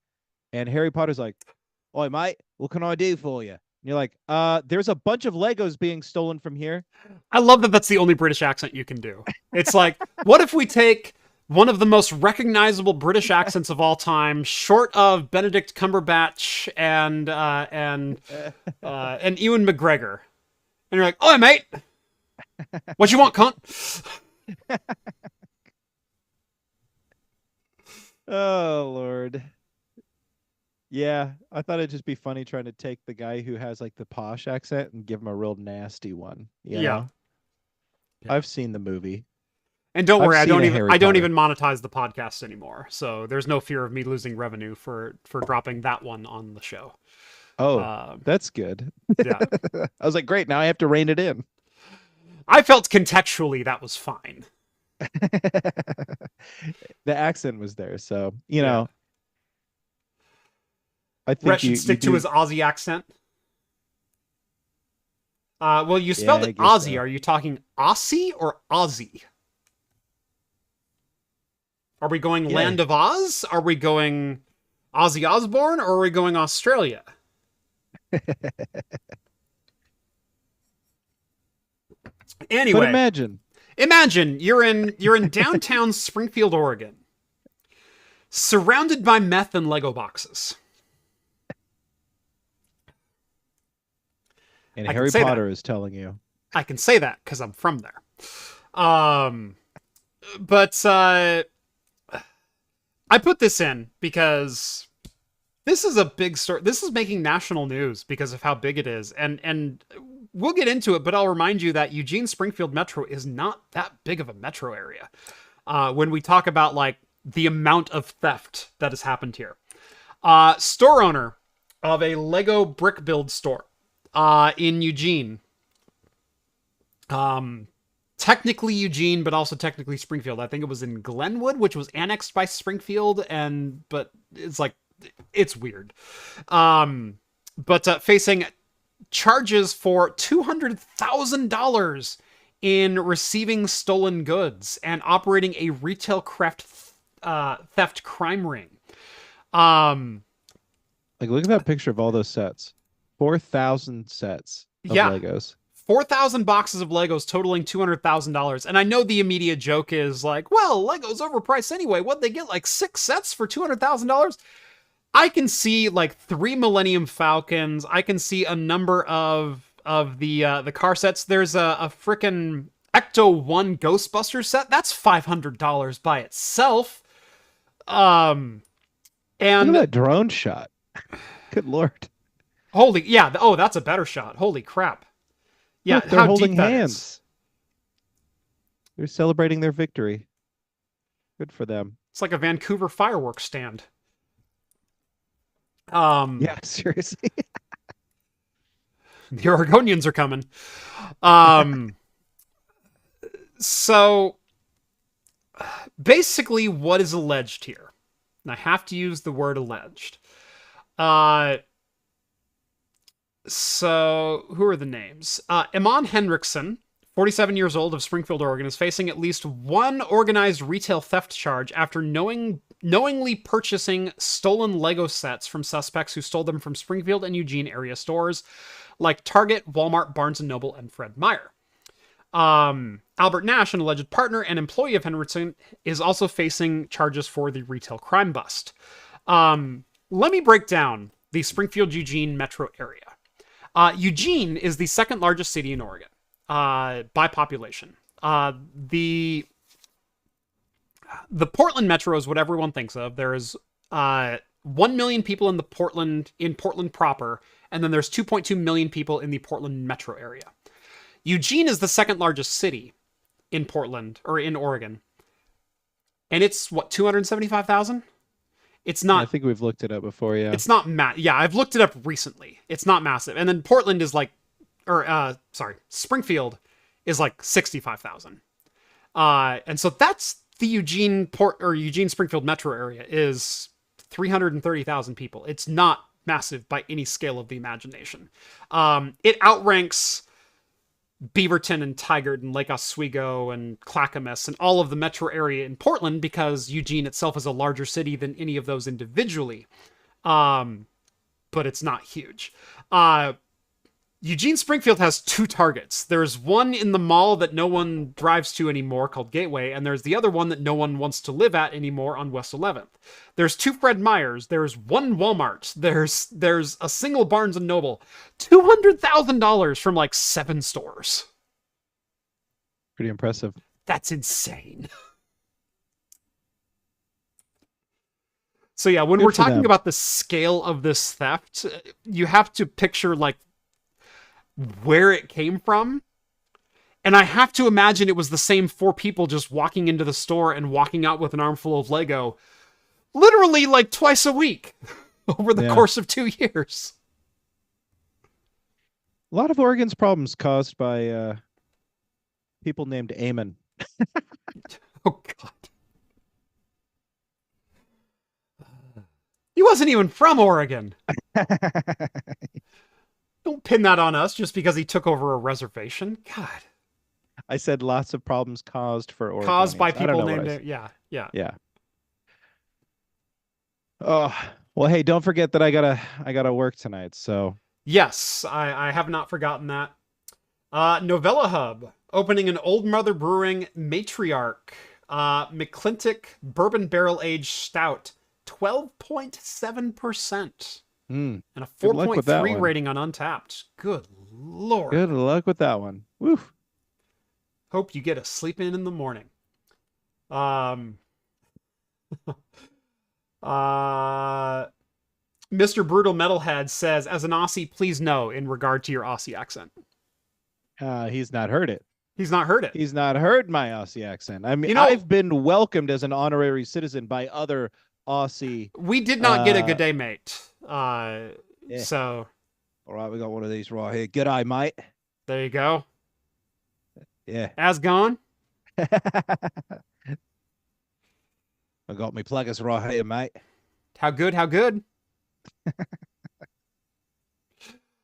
Like I said, we're going to piss off everyone internationally tonight. No, they love it. They eat it up. We started with the French and the Germans. We're ending with the Aussies.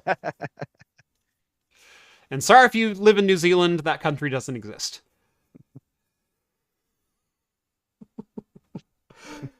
Anyway, thank you all so much for watching episode 342 of Talking Heads. Join us every Wednesday night at 6 p.m. Pacific time for the 6 out of 10. Oh, come on. Yeah, that's all I need, baby. I mean... That means I'm in. D's make doctors, right? Join us every Wednesday night at 6 p.m. Pacific time for the latest in beer and tech news right here on YouTube or on Spotify if you prefer us in podcast form on the replay. Make sure to drop this video a like, subscribe to Craft Computing if you have not done so already, and this video does not have a sponsor, so head on over to craftcomputing.store, pick up some of our fantastic merch. We've got laser-etched pint glasses with full nucleated bottoms to keep your beer fresh the entire time you're drinking it, all designed and made right here in-house in my garage by me. Yeah. Go and, watch the ad and don't be like that guy on the latest server video who said he didn't like it. The worst ad that anyone's ever had to endure, 37 seconds of a 24-minute video. I really hope and pray that guy is never in traffic near you, because he's not using his blinker and he's weaving in and out. All these people slowing me down. I got things to do. I like that he got pinned. I don't know why, but I like that a lot. The pin of shame is such an effective tool. You can't use it on every video, but if you use it in the right situations, man, does it pay off. Heck yeah. There are 89 comments in response to that comment. There was 99 when I looked. 99? Okay. Yeah. Yeah, I knew it was up there. But that video has 370 comments. A quarter of them told that guy he was a douche. Which is amazing. Anyway, thank you all so much for watching. Thanks, everybody. As always, we'll see you next week.